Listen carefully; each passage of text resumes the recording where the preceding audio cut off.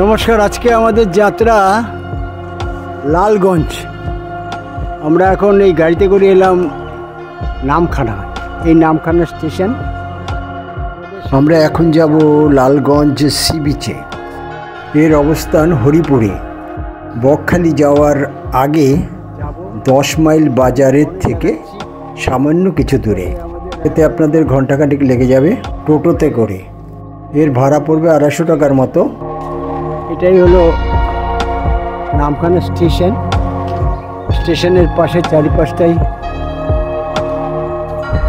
সুন্দর সাজানো, সঙ্গে প্রচুর টোটো এসব আছে। এখন যাব আমরা 10 মাইল, 10 মাইলের পরে যাব লালগঞ্জ। আমরা এখন পৌঁছালাম পূর্ব নির্ধারিত হোমস্টে ভোরের আলোতে। এই ভোরের আলোতে চলে এসেছি। এটা মাড হাউস না কী হাউস বুঝতে পারছি না এখনো। এই অটো করে এলাম।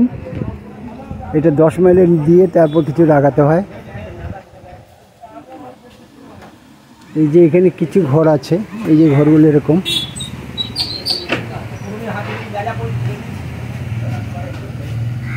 দেখতে পাবেন ঘর, দেখুন।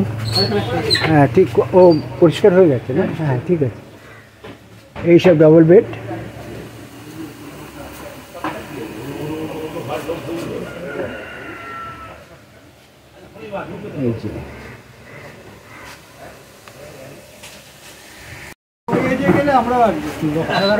এই যে আরো ঘর, এই যে দাদারা সব এসছে বালি থেকে, সব বালি। হ্যাঁ হ্যাঁ হ্যাঁ,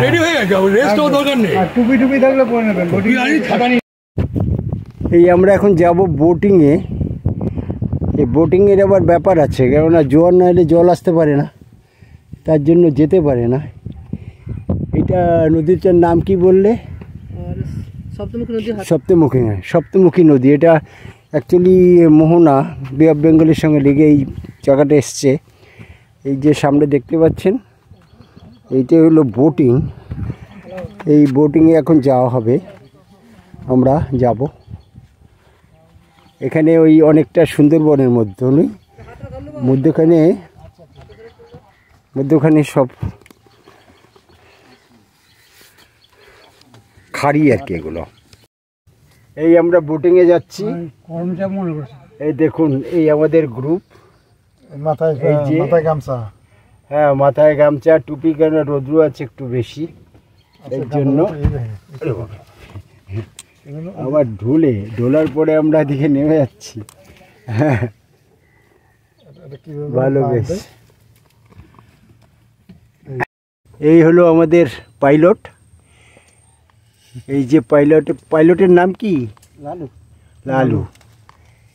এই যে বেরোচ্ছে, ম্যানগ্রোভের মধ্যে দিয়ে বেরোচ্ছে। দেখতেই পাচ্ছেন চারিদিকে গাছ। এগুলোই একটু ছাওয়া দেয়, তো আজকে রোদ্দুর খুব। যাই হোক, এইভাবেই চলবে আস্তে আস্তে। আমারটা কেমন দেখাচ্ছে? আপনার নেই।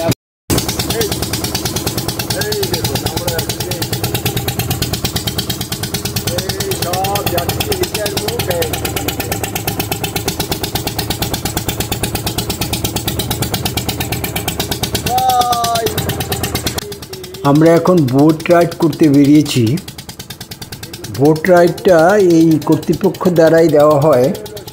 তার কারণ যে সি বিচটা আছে সেটা অনেকটা দূরে। জোয়ার আসার পরেই জল আসে এবং খাড়ি দিয়ে আস্তে আস্তে আমরা আগাচ্ছি। এখন জোয়ারের সময়। আমরা এখন সপ্তমুখী রিভারের মধ্যে চলে এসেছি। এটা মোহনা, ওই যে দূরে দেখা যাচ্ছে বে অফ বেঙ্গল, বেশ ভালোই লাগছে।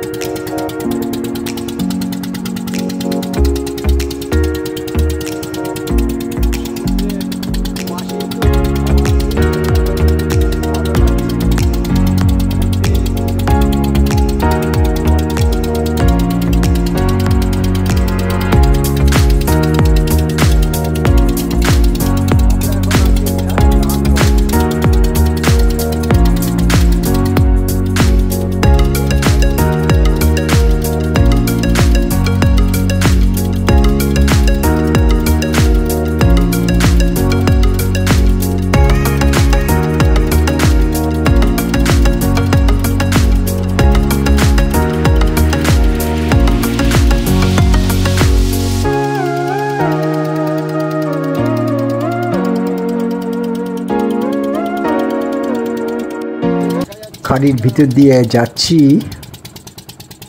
কিছু দূরে দেখা গেল কিছু জেলেরা তারা মাছ ধরছে।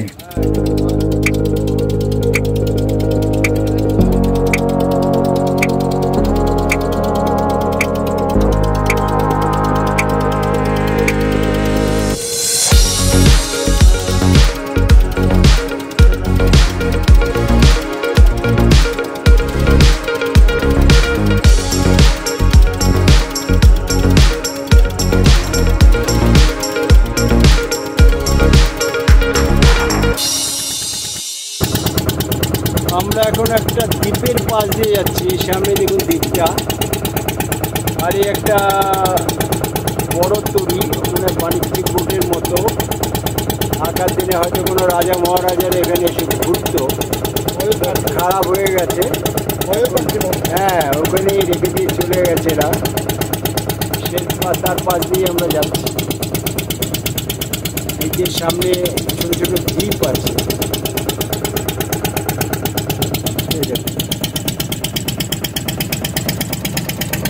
এই দ্বীপ। জল খুব একটা নেই এখানে, অ্যাকচুয়ালি এগুলো অনেকটা ম্যানগ্রোভের পাশ দিয়ে, সেটা অ্যাকচুয়ালি খাড়ি লেগে জল আসে। চারিদিকে জলের যে গাছ আছে, এটা সুন্দরী গাছ ঠিক না, এটা আর একটা গাছ। এগুলো সব জমিকে প্রোটেকশন করে, যাতে খুব বেশি যদি জল আসে যেন পাশেগুলি না ভেঙে যায়।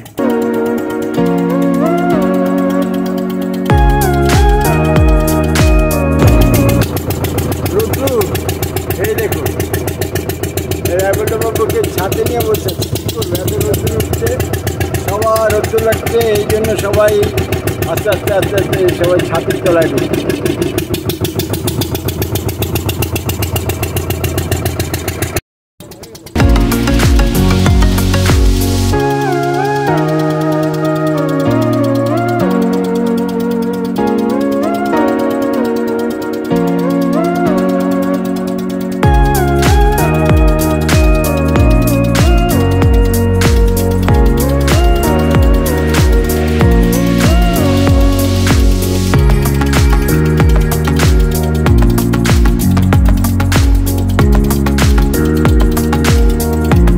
চারিপাশের মনোরম শোভা দেখতে দেখতে আমরা খাড়ির ভিতর দিয়ে যাচ্ছি।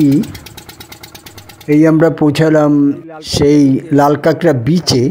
এই বিচটাই এখানে দেখানো হয়। আমাদের রায়বল্লভবাবু একটা কাঁকড়া নিয়ে খুব খেলা করলেন, দেখে মনে হচ্ছে খুব উৎসাহিত। ধরো ধরো ধরো ধরো, এই দেখেন কাঁকড়ার সঙ্গে খেলছি। আমাদের বল্লভবাবু খেলছে বাঘের সঙ্গে, জল আসছে বলে যেতে যাচ্ছে না। ধরেন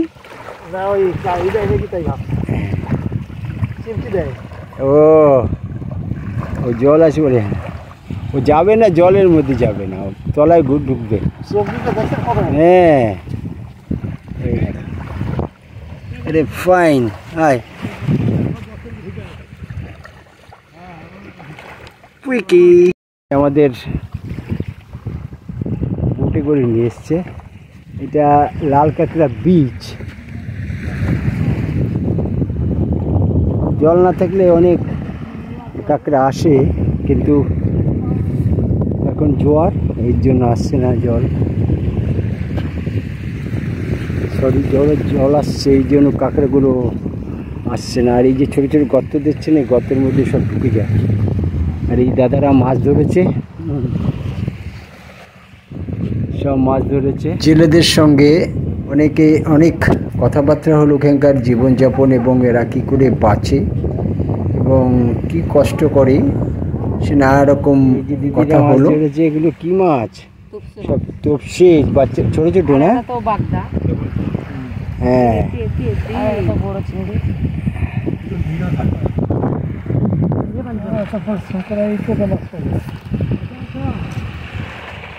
ওগুলো একদম একদম জ্যান্ত।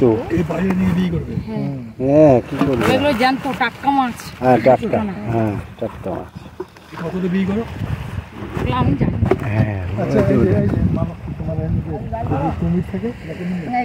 এখানে বড় বড় ঢেউ আছে না, কুমির আসবে না।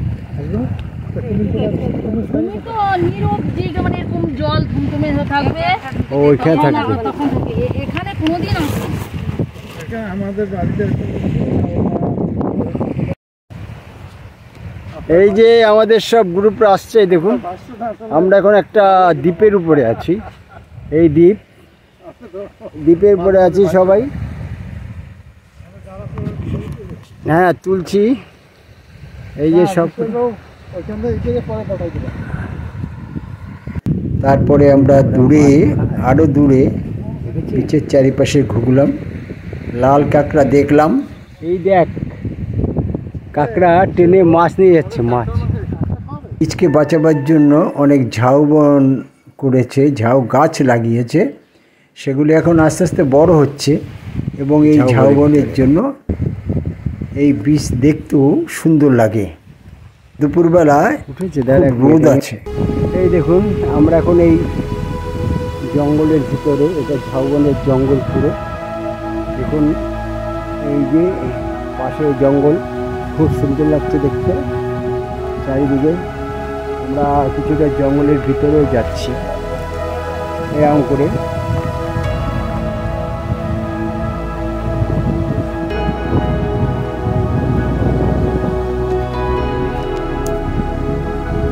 খুব ভালো, সামনেই বিস্তীর্ণ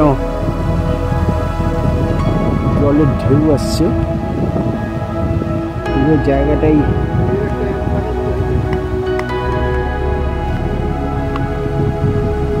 গাছ, বিচ আর কি। এটা ওই দিকেই বলে কাঁকড়া বিচ। বীজ থাকলে কাঁকড়া থাকবে, কাঁকড়া থাকলে বীজ থাকবে।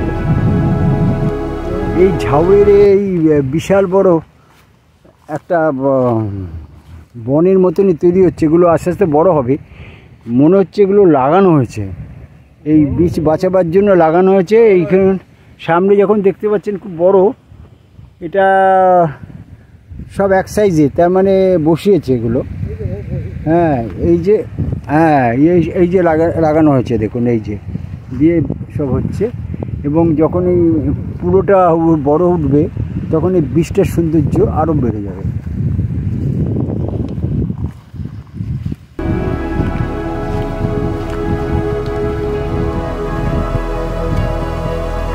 সামনে যে দেখতে পাচ্ছেন, ওই বীজটার মধ্যেই আমাদের হোমস্টেটা। এখানকার লোকরা ওখান থেকে এসে এখানেও মাছ ধরছে, মাছ ধরে এদের জীবিকা নির্বাহের জন্য। এই জায়গাটা টোটালটাই মনে হচ্ছে বিচ আছে, অথনা এই রাউন্ড করে এই বিচ শেষ হবে। ওই দূরে যাচ্ছে, দেখা যাচ্ছে সব শিপিং বোট, ওগুলো মাছ ধরছে। এই যে জলের ঢেউ আসছে, দেখুন আস্তে আস্তে।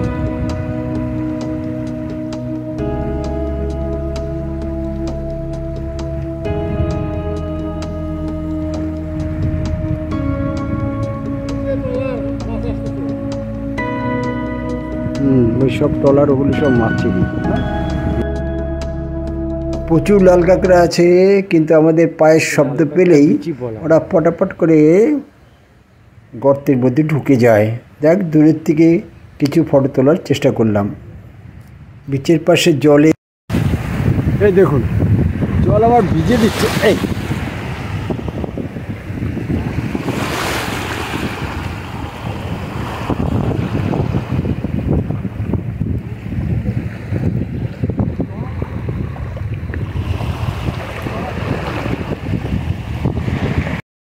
হ্যাঁ, এই যে জলে দাঁড়িয়েছে সবাই, চান করবে, ঠিক করেছি।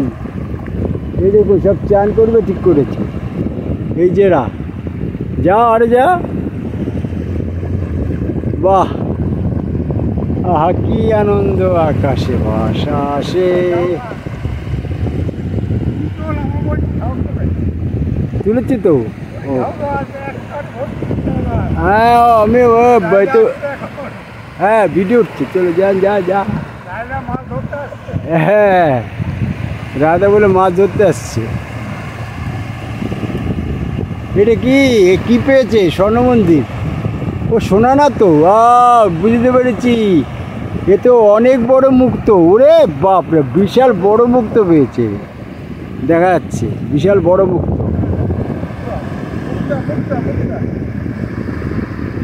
হ্যাঁ মুক্তো, সব মুক্তো উঠেছি। হ্যাঁ, এই মুক্তো নিয়ে এখন বাজারে বেচবে, প্রচুর টাকা পাবে। পুরো উঠে যাবে পয়সা, ঘোড়ার পয়সা, সব ঘোড়ার পয়সা উঠে যাবে, যা দেখছি।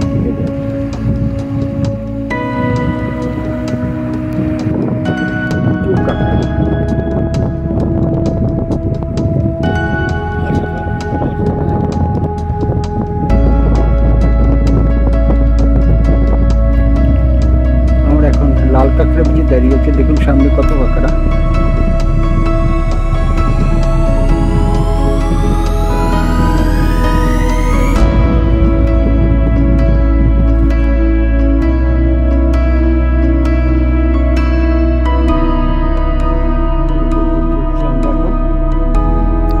লাল কাঁকড়া বিচে বেশ কিছুক্ষণ কাটাবার পরে আমরা দূরে আমাদের সেই বোট দাঁড়িয়েছিল, সেই বোটে আবার আমরা চড়ে আমাদের গন্তব্য ভোরের আলো হোমস্টেতে।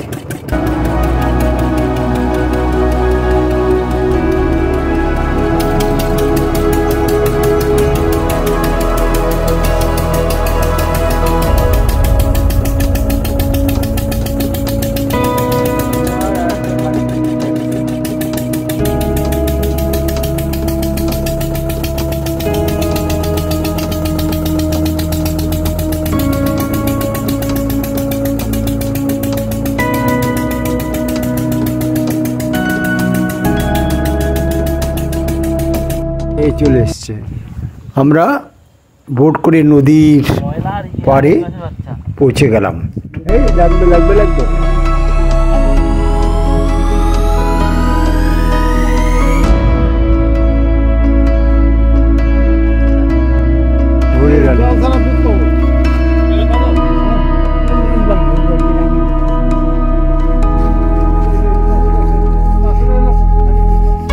ভোরের আলোর এই পাশ দিয়েও যাওয়া যাবে।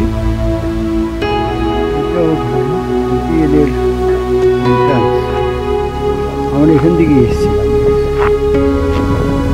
সঙ্গে দোকানও আছে।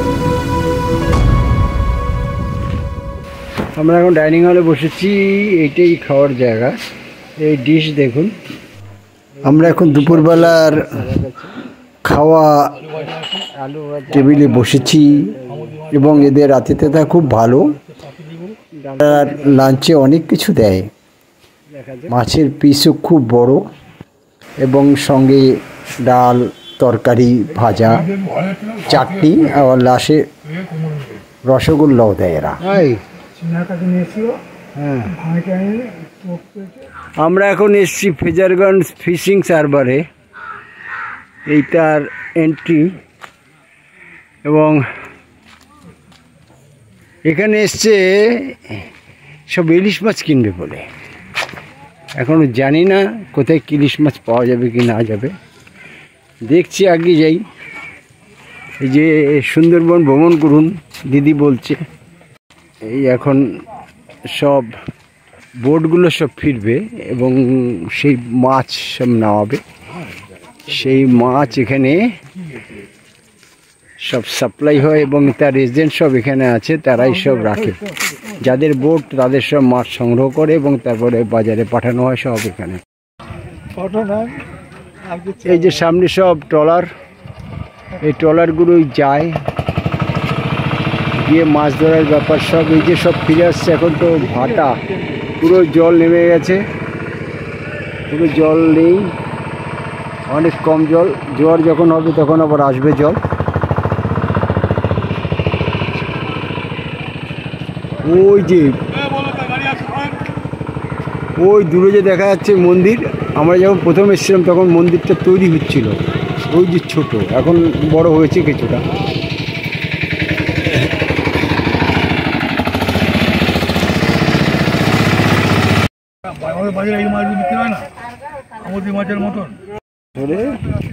সেই মাছগুলো এখন সব ভাগ করা হচ্ছে আলাদা আলাদা করে, নানা রকম মাছ।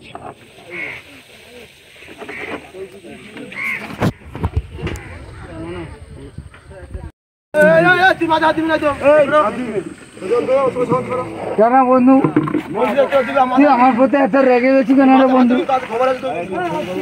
বন্ধু এত রাগলে হয়নি বন্ধু। আমরা ফেজারগঞ্জ ফিশারিতে এসেছি। এই ফিশারি এখানে সব মাছ এসে জমা হয়, তারপরে প্রসেসিং করে সব বাইরে আমাদের কলকাতা আরও আদার স্টেটও পাঠানো হয় এখান থেকে।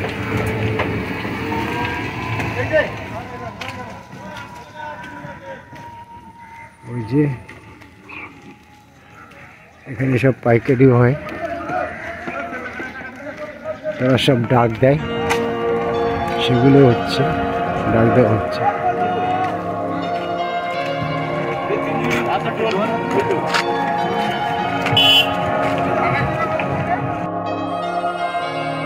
সকালবেলা নদীর পাশে ছোট রাস্তা দিয়ে আমরা মর্নিং ওয়াক করছি। দুদিকেই জল, মধ্যখানে আইলের মতো একটা ছোট রাস্তা।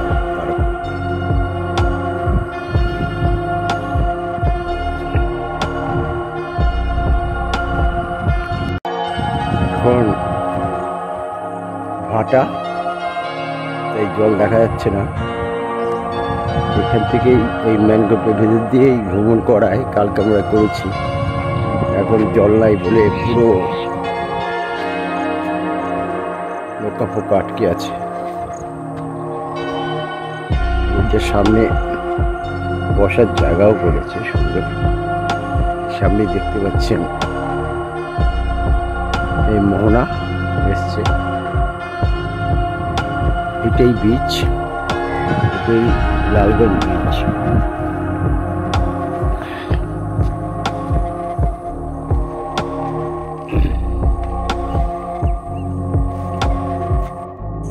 এরকম দুপাশেই এগুলো সবই হলো নিম গাছ। দেখুন, নিম গাছের মধ্যে দিয়ে আমরা এখন যাচ্ছি। আসেন, ফাইন। দেখুন পুরো ধান ক্ষেত, যেদিকে তাকাই খালি সবুজের সমারোহ। দেখুন কি সুন্দর, উপরে রাস্তা উঁচু করা, আইলের মতো দেওয়া। এই ভোরের আলোরই আর একটা রিসোর্ট বলুন, যাই বলুন, হোমস্টের মতো বানানো হচ্ছে এখানে। এটা ভালোই, এটা ঠিক বিচের সামনেই আছে। সামনে দেখলেই নদী এবং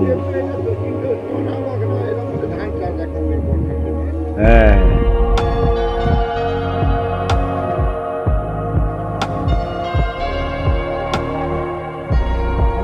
হ্যাঁ, মানে এটা একটা জায়গাটা কি ভালো, চোখটা না একদম সবসময় সবুজ থাকে, এত এটা এটা একটা দেখার মতো।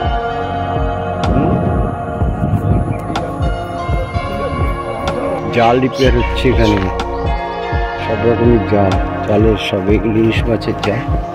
এই জালগুলো রিপেয়ার করছে ওনারা সবাই।